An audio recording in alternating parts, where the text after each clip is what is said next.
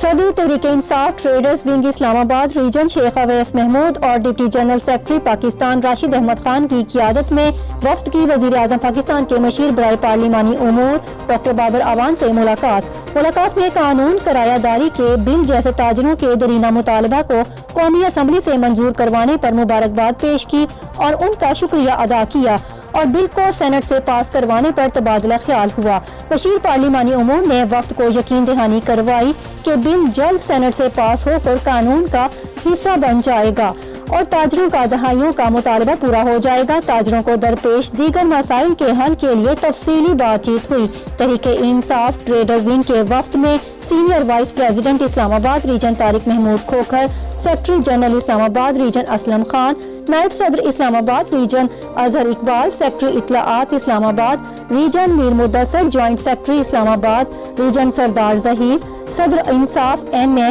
52 علی اصغر المعروف Ali Bhai, secretary general MA 52 Rana Asif Aziz, senior vice president MA 54 Shahid Mughal, secretary general MA 53 Anis ur Rahman Abbasi, secretary general MA 54 Asad Mirza, Jamshed Charahi secretary membership حلقہ MA 52 و دیگر موجود تھے۔